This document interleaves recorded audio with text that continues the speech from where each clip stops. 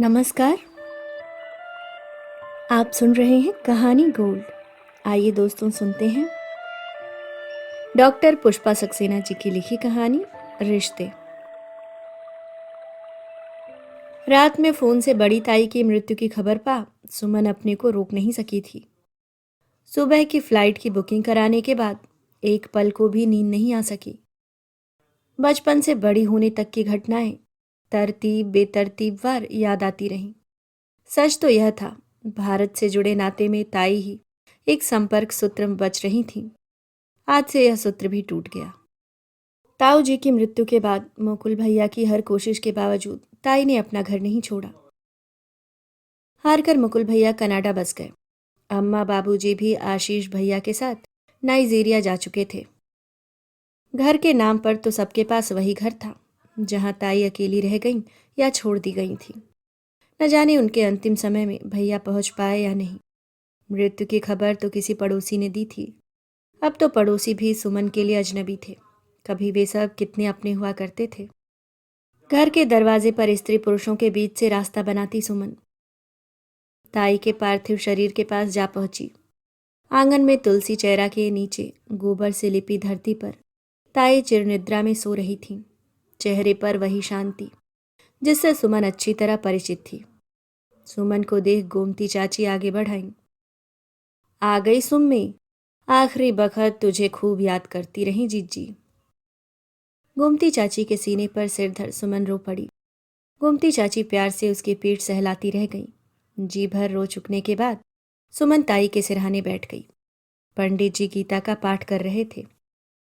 गोमती चाची ने धीमे से बताया था, मुकुल बाहर की व्यवस्था में व्यस्त है, बहू और बच्चों का आना नहीं हो सका।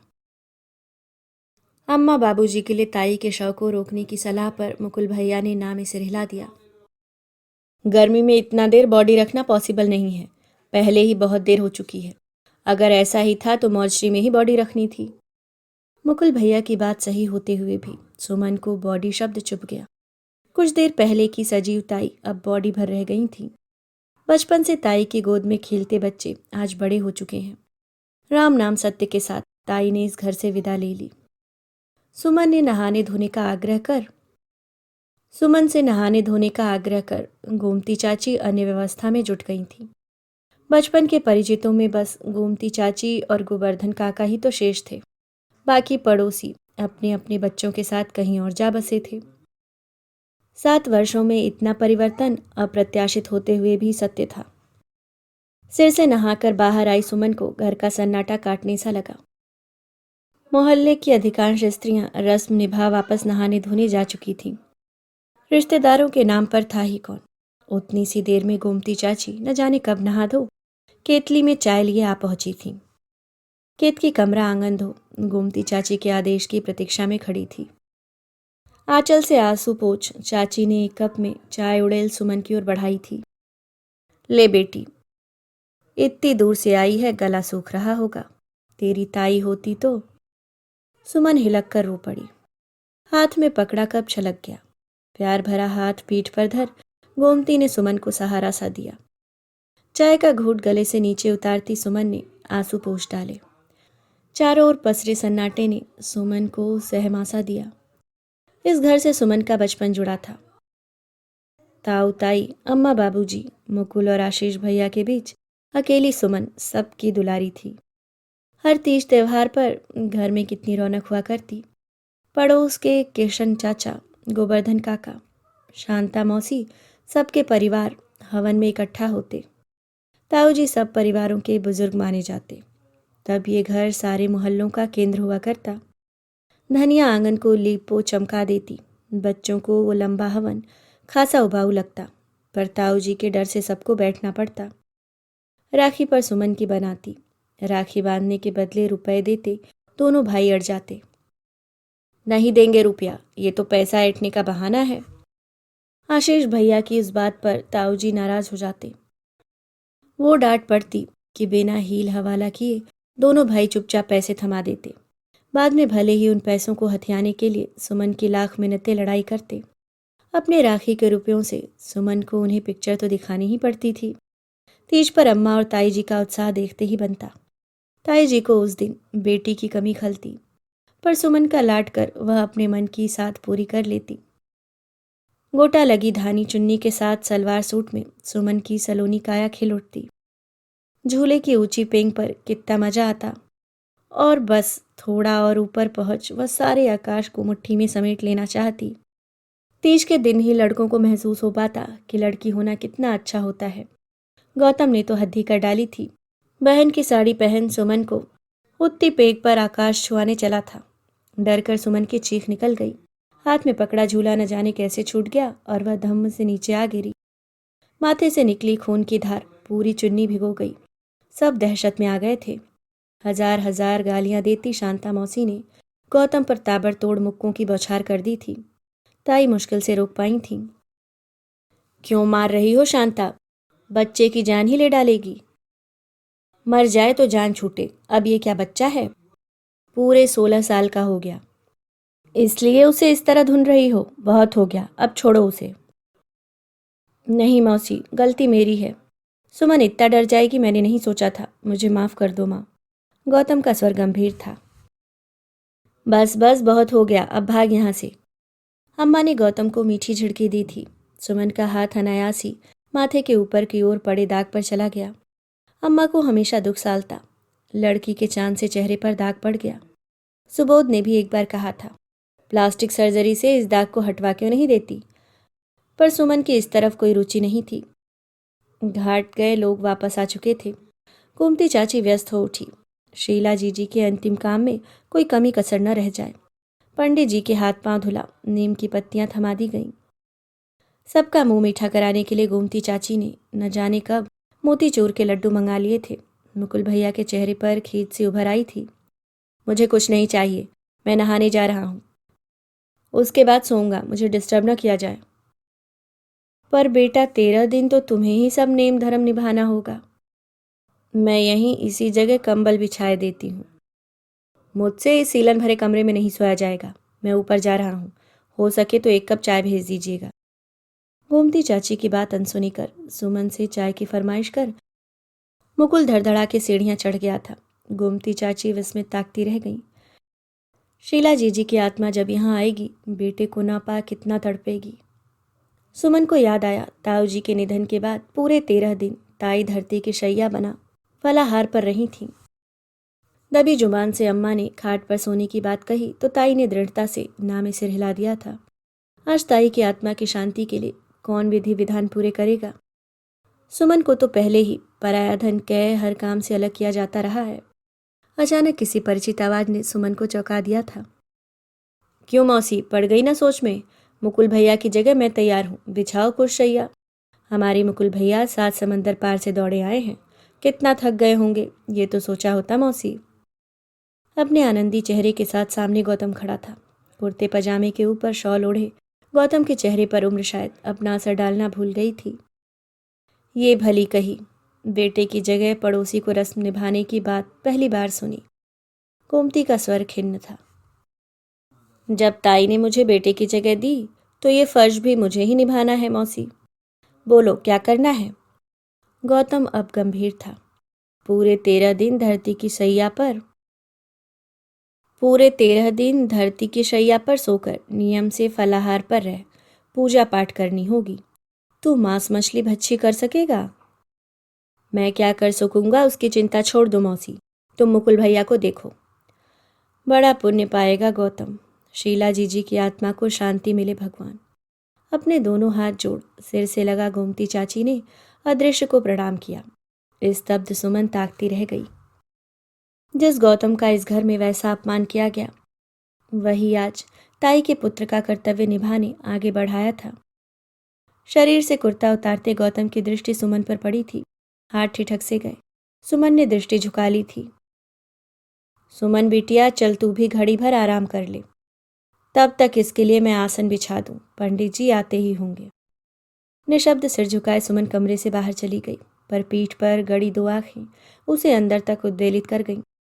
अम्मा बाबूजी के कमरे में सब कुछ वैसा ही व्यवस्थित था।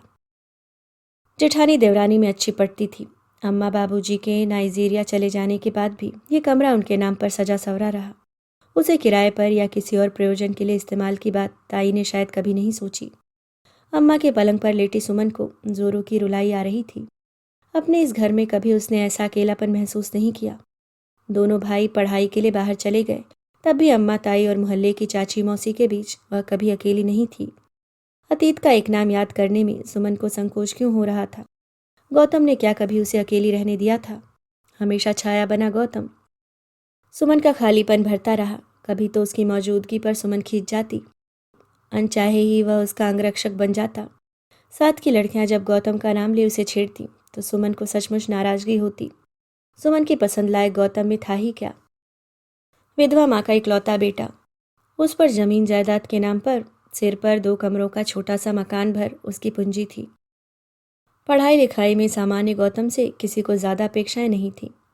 कभी सुमन को लगता अगर वह उसका पीछा छोड़ पढ़ाई में मन लगाता तो शायद परिणाम अच्छे रहते। सुमन के मुंह से निकली बात पूरी करना गौतम का परम कर्तव्य होता। आशीष भैया की शादी में सुमन ने अपनी छोटी छोटी ज़रूरतों के लिए न जाने कितनी बार गौतम को दौड़ाया था। उस दिन तो हद ही हो गई।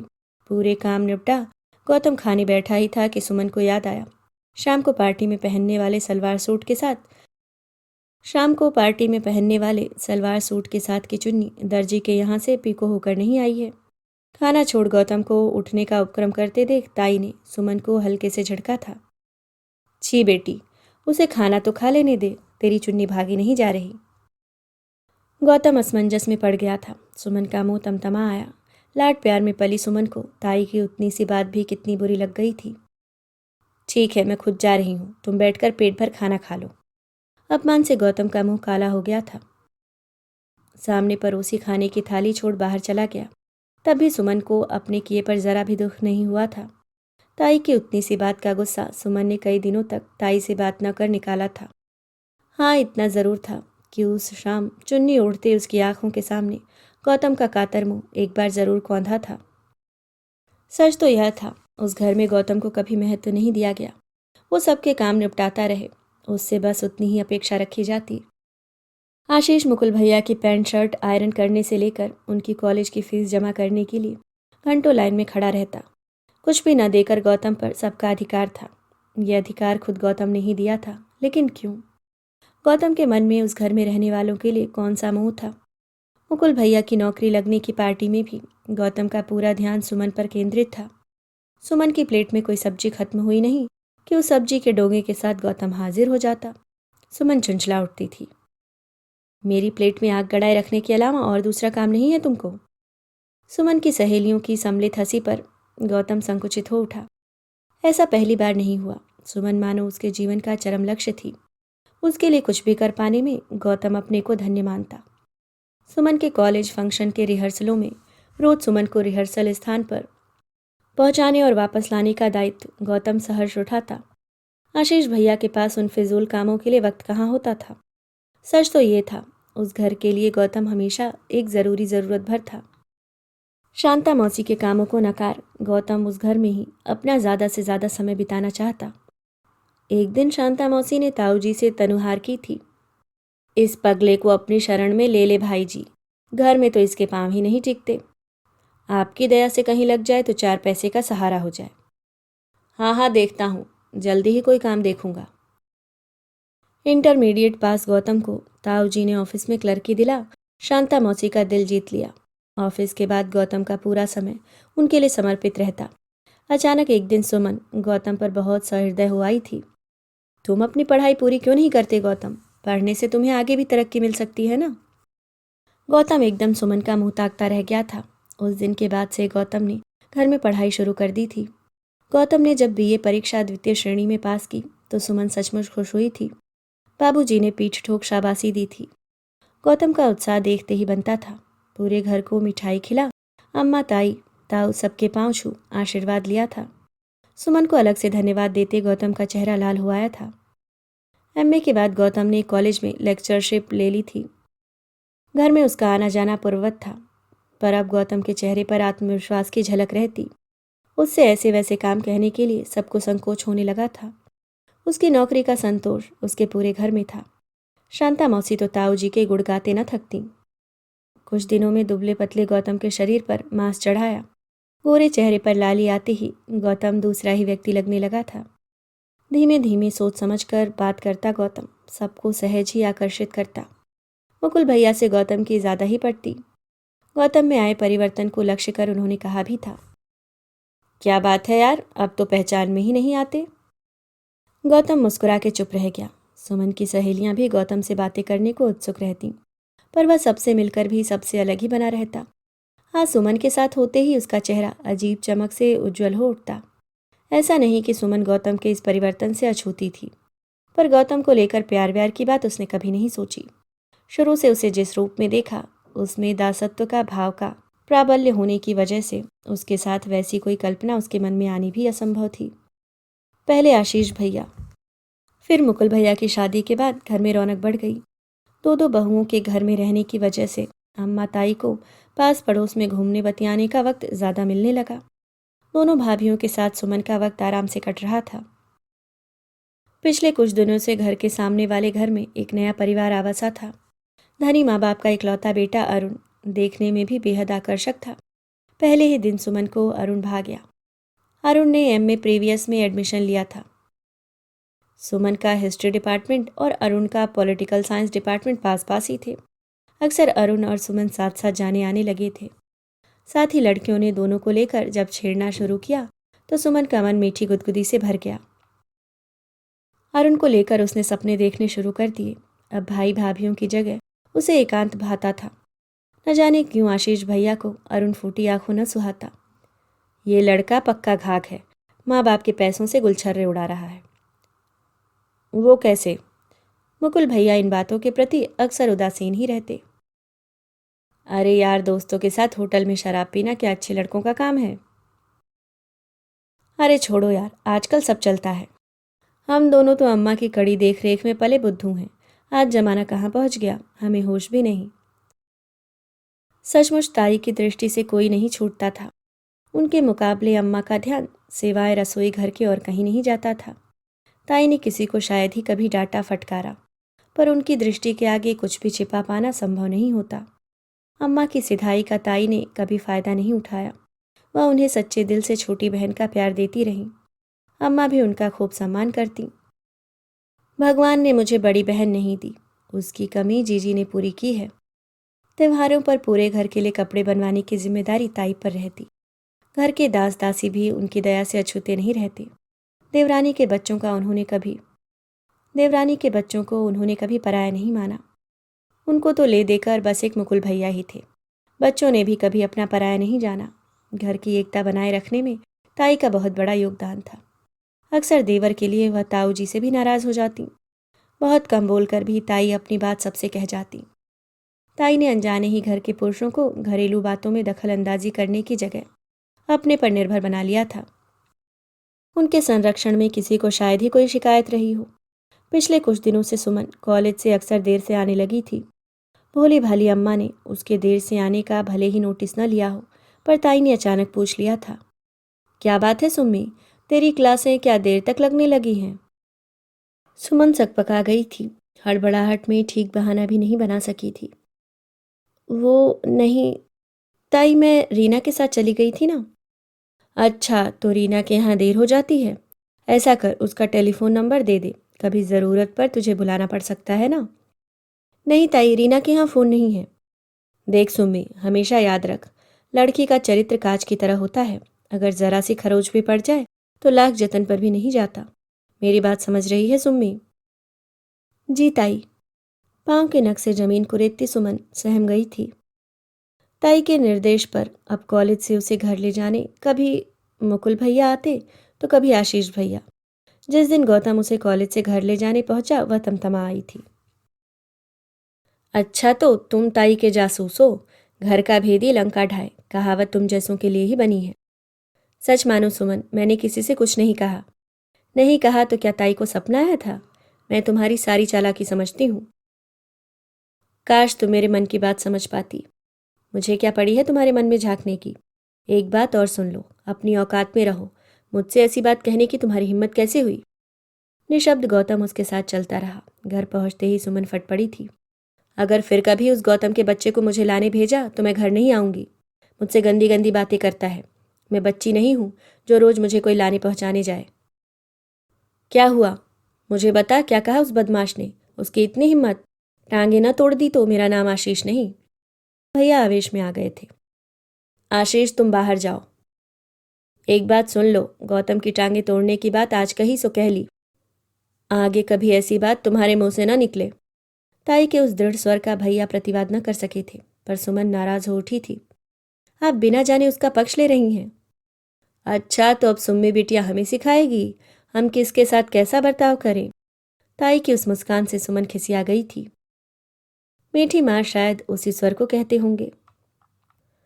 उस दिन बाद से सुम्मी को कॉलेज से ले जाने के लिए कोई नहीं गया, पर सुमन खुद ठीक समय पर वापस आने लगी थी।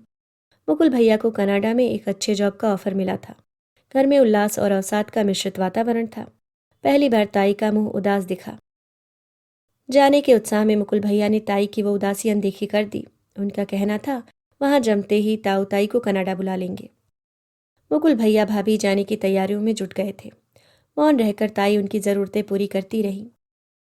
जाने के दिन मुकुल भैया जब ताई के पांव छूने झुके तो ताई ने उन्हें आशीर्वाद दे आंचल से आंखें पोंछ डाली थीं। घबराना नहीं अम्मा, मैं जल्दी तुम्हें ले जाऊंगा। ना रे मुकुल, मैं अपना घर छोड़ कहीं नहीं जाने वाली। मैं इस घर में ही भली। वाह अम्मा जी, जहाँ बच्चे रहें वहीं घर होता है। मुकुल की पत्नी नेहा ने मीठे स्वर में कहा था। जहाँ रहो खुश रहो बहू, यहाँ ये बच्चे भी तो मेरे ही हैं। हो सके तो मुकुल को वापस ले आना। अपनी बात कह ताई तेजी से मुड़ घर के अंदर चली गई थी। शायद अपने आंसू दिखाना उन्हें ठीक नहीं लगा था। घर वालों के बीच सबसे समन्वय बनाए रखने वाली ताई न जाने क्यों नेहा भाभी से कभी ज्यादा जुड़ नहीं सकी। अपने माता पिता की इकलौती बेटी नेहा भाभी इस घर को कभी भी अपना घर नहीं समझ पाई। मुकुल भैया के कनाडा जाने के पीछे नेहा भाभी का बहुत बड़ा हाथ था। शायद इसलिए ताई ने उन्हें मन से कभी माफ नहीं किया। मुकुल भैया और नेहा भाभी के कनाडा चले जाने के बाद ताई ने अपने को कमरे में कैद कर लिया था। अपने अकुशल हाथों में घर की बागडोर पा अम्मा डर गई थीं। ताई के हाथ जोड़ वह उन्हें जबरन कैद से बाहर लाई थीं। जी जी, तुम्हारे बिना ये घर संसार हमसे नहीं चलने वाला है। अगर तुमने घर परिवार नहीं संभाला तो हम अन्न जल त्याग देंगे। हार कर ताई घर के कामकाज में फिर जुट गई थी। इन कुछ एक दिनों में सुमन बहुत आगे बढ़ गई थी। उस रात कमरे की खुली खिड़की से अरुण जब उसके कमरे में पहुंचा तो पांव की ठोकर से कमरे में रखा पीतल का लैंप जोरदार आवाज के साथ नीचे आ गिरा था। अरुण खिड़की से कूद बाहर भाग गया था। शोर की आवाज सुन आशीष भैया, अम्मा, ताई सब उसके कमरे में आ पहुंचे थे। भागते अरुण की पीठ अंधेरे में भी स्पष्ट थी। आशीष भैया दहाड़े थे। कौन आया था इस कमरे में? सुमन थर थर काँप रही थी। जल्दी बता वरना तेरी जान ले डालूंगा। आशीष भैया के उठे हाथ देख सुमन की जान निकल गई थी। डरते डरते अस्फुट शब्द मुंह से निकला था। गौतम। क्या उस साले की ये मजाल? जिस थाली में खाता है उसी में छेद करने चला है। आवेश में आशीष भैया सोते गौतम को उसके कमरे से खींच बाहर ले आए थे। ताबड़तोड़ थप्पड़ घुसों की बौछार के बावजूद गौतम मौन बना रहा।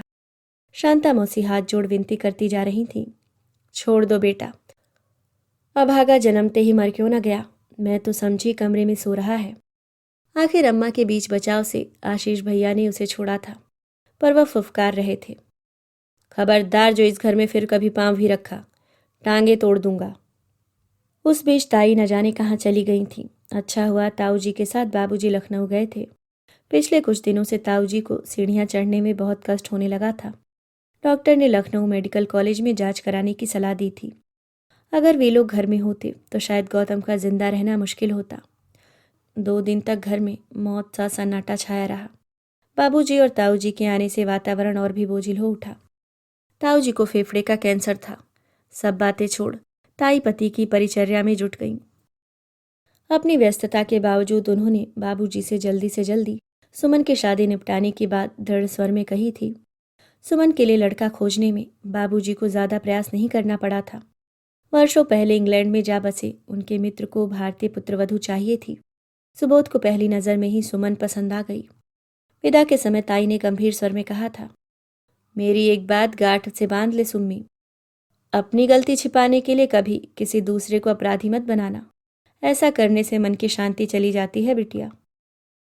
स्तब्ध सुमन ताई की आंखों में निहारती उनके सीने पर सिर धर जोर से रो पड़ी थी।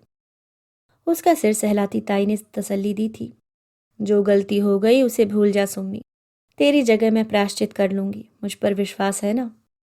हाँ ताई, अपने से ज़्यादा मुझे तुम पर विश्वास है, मुझे माफ़ कर दो ताई।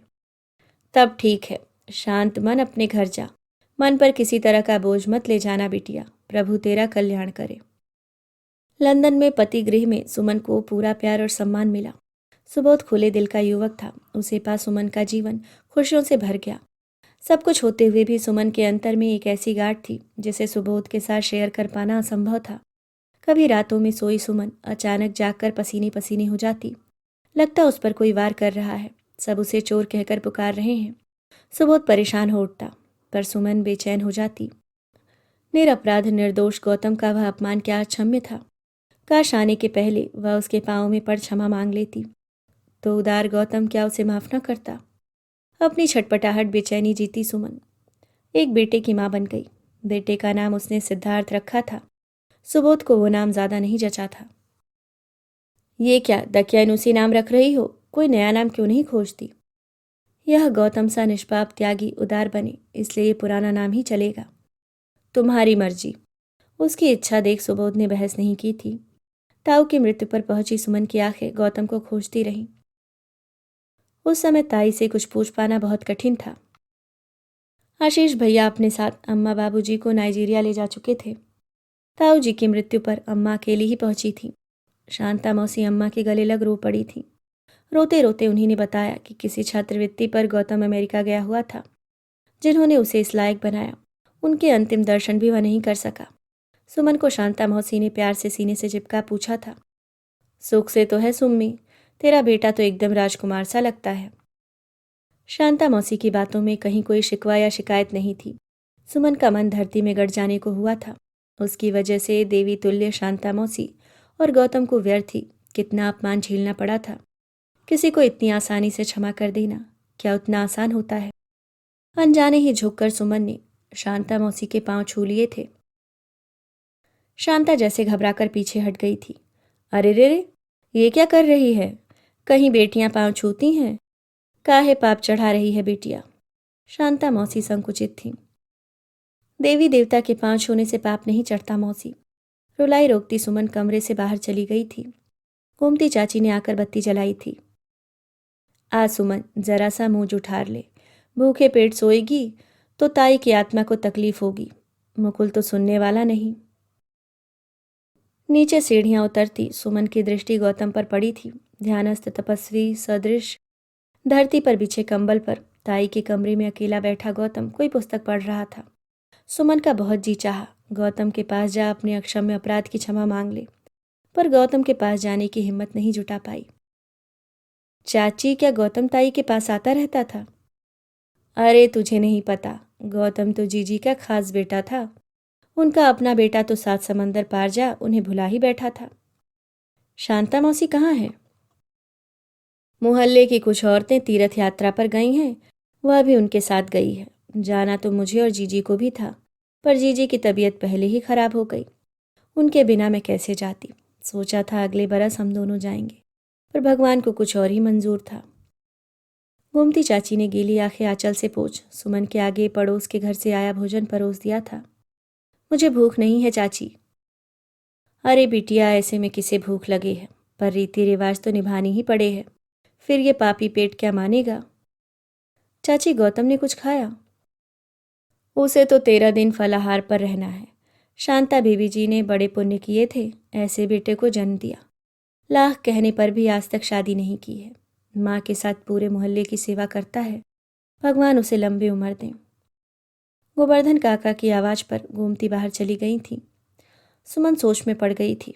गौतम ताई का इतना अभिन्न बन चुका है, इसकी खबर कभी ताई ने नहीं दी। सुमन के नाम उनके खत पहुँचते थे, पर गौतम का उनमें कभी कहीं जिक्र तक नहीं रहता। ये सच है, सुमन का वो झूठा आरोप ताई से छिपा नहीं था। शायद इसलिए जानकर उन्होंने गौतम के बारे में उसे कभी नहीं लिखा। कौन विश्वास करेगा? ताई का अपना कोख जाया बेटा ऊपर कमरे में आराम से सो रहा है, और ये गौतम ताई की आत्मा की शांति के लिए पूरे विधि विधान अपने सिर ले उन्हीं के सीलन भरे कमरे में अकेला बैठा साधना कर रहा है। क्या रिश्ता था गौतम का ताई से। दूसरे दिन मुकुल भैया की तबीयत खराब हो गई थी। पूरी भाजी हजम कर पाना उन्हें संभव नहीं हो सका था। अपने घर से खिचड़ी बना गोमती चाची ने मुकुल भैया को खिलाई थी। बहुत रोकने पर भी वह पूछ बैठी थी, एक बात बता सुम्मी, जीजी की आत्मा जब अपने कमरे में आएगी, वहां बेटे को न पा, क्या उनकी आत्मा शांति पा सकेगी? आप चिंता न करें चाची, शरीर त्यागने के बाद आत्मा सुख दुख से परे हो जाती है। सुमन ने भोली चाची को तसल्ली दी थी। 5वें दिन मुकुल भैया चले गए थे। कनाडा से भाभी का फोन आया था। छोटे बच्चे की तबीयत खराब थी, वह हॉस्पिटलाइज था। वैसे भी मुकुल ने कहा था, अम्मा का काम हमारे समाजी विधि से करने में क्या हर्ज है। उस समय गोमती चाची ने उन्हें बताया था, जीजी नेम धर्म वाली स्त्री थी, उनकी आत्मा की शांति के लिए 13 दिन तो नियम से रहना ही होगा। मुकुल भैया की समस्या का समाधान गौतम ने आगे बढ़कर दिया था। जन्म से न सही, कर्म से तो वह ताई का बेटा जरूर था। अम्मा बाबूजी के आ जाने के बाद घर में जीवन के लक्षण दिखने लगे थे। सुमन भी उनसे पूरे 1 वर्ष बाद मिली थी। ताज्जुब यही था कि गौतम के प्रति अम्मा बाबूजी भी बेहद सहृदय थे। अम्मा ने अब गौतम के साथ घर को भी संभाल लिया था। गोमती चाची उनकी सहायता को थी ही। दिन भर काम के बाद अम्मा थोड़ा सो गई थीं। बाबूजी बाहर वाले कमरे में आराम कर रहे थे। धीमे से अम्मा को सोता छोड़ सुमन ताई के कमरे में पहुंची थी। उसके पांव की आहट पर गौतम ने दृष्टि उठाई थी। उसकी आंखें जैसे चमक सी उठी थीं। तुम आप उस दिन तुमने सबको सच क्यों नहीं बताया था गौतम? इसलिए इतना अपमान सहा था ना कि मैं पूरी जिंदगी तुम्हारी अपराधिनी बनी रहूं। सुमन का चेहरा लाल हो उठा था। एक पल उसकी ओर ताक विस्मित गौतम हल्के से हंसा था। इतने दुख के समय ऐसी बातें करना ठीक है सुमन? मैं कुछ नहीं जानती, तुम्हें सच स्वीकार करना पड़ेगा। जानते हो, तुम्हारी उस महानता के नाटक की वजह से मैं पश्चाताप की आग में जलती रही हूं। अगर उस दिन सच कह दिया होता तो अम्मा की मार खाकर सब खत्म हो जाता, कोई अपराध बोध तो न सालता। तुम ऐसा ही सोचती हो सुमन? हाँ, मैं ऐसा ही सोचती हूँ। उस दिन चुपचाप अपमान सहने के बाद तुमने ताई को मेरे विरुद्ध सब कुछ बताकर उनकी सहानुभूति और प्यार पाया है। क्या सच ये नहीं? ताई को तो तुम बचपन से जानती हो। सच झूठ के बारे में क्या कभी उन्हें बताना पड़ा था सुमन? सवाल पूछती गौतम की आंखों ने सुमन को तिलमिला दिया था। फिर उस दिन सच क्यों नहीं कह दिया? क्योंकि वही तो सच था। क्या सच था? यही कि मैं रोज तुम्हारे पास पहुंचता था। झूठ, एकदम झूठ। मेरे कमरे में तुम कभी नहीं आए, कभी नहीं। क्या किसी के पास पहुंचने के लिए यह जरूरी होता है कि वह उसके पास सशरीर उपस्थित हो? मतलब? हाँ सुमन, आज ये बात स्वीकार करने में मुझे जरा सी भी हिचक नहीं। तब मेरा मन हर पल हर वक्त तुम्हारे पास रहता था। उस रात भी मैं स्वप्न में तुम्हारे साथ ही था। इसलिए उस सत्य को स्वीकार कर मैंने तुम पर कोई एहसान नहीं किया सुमन। सच वही था। और अब तुम्हारा मन कहाँ रहता है गौतम? अब मैं उन सब बातों से ऊपर हूँ। ताई से इतना प्यार मिला कि किसी से कोई शिकायत शेष नहीं रही। तुमने अपना सच तो बता दिया, पर मेरा सच नहीं जानते। ये सच नहीं कि सिर्फ डर के कारण ही मैं असलियत नहीं बता सकी। उस वक्त तुम्हें व्यर्थ दंडित होते देखने में मुझे जरा भी तकलीफ नहीं पहुंची थी, बल्कि लगा था तुम उसी के लायक हो। अपना दोष भी अपराध नहीं लगा था, पर तुमसे दूर जाकर मेरा मन बार बार धिक्कारता रहा। तुम्हें कलंकित कर अपना कलंक धोना मेरा अक्षम्य अपराध है। फिर भी क्या मुझ जैसी स्वार्थी लड़की को माफ कर सकोगे गौतम? माफी तो दोषी को मांगनी चाहिए। तुमने मुझे चाहा ही कब था? तुम्हें लेकर सपने बुनना तो मेरी गलती थी। ओह गौतम, तुम इंसान नहीं देवता हो। तुम इंसान नहीं देवता हो। अब तुम जरूर गलती कर रही हो सुम्मी। एक कमजोर इंसान को देवत्व देकर देवता का अपमान मत करो। ताई क्या इसलिए तुम्हें इतना प्यार करती थी गौतम? पता नहीं, पर तुम्हारे जाने के बाद उन्होंने बुलाकर मुझे कुछ नहीं कहा। बस सिर पर आशीर्वाद का हाथ धर मौन रह गई थी। तुम उनकी बात समझ गए थे गौतम? हाँ, इसलिए मैंने उन्हें अपने मन की पूरी कहानी सुना दी थी सुमन। ताई की गोद में खेलकर भी हम उन्हें उतना नहीं जान सके जितना तुम। क्या रिश्ते सिर्फ खून के ही होते हैं सुमन? नहीं गौतम, आज इस सत्य को मुझसे ज्यादा कौन समझेगा। गौतम के सामने दोनों हाथ जोड़ अपनी नम पलकों के साथ सुमन कमरे से बाहर चली गई। अभी आप सुन रहे थे डॉक्टर पुष्पा सक्सेना जी की लिखी कहानी रिश्ते। उम्मीद करती हूँ दोस्तों कहानी आपको पसंद आई होगी। धन्यवाद।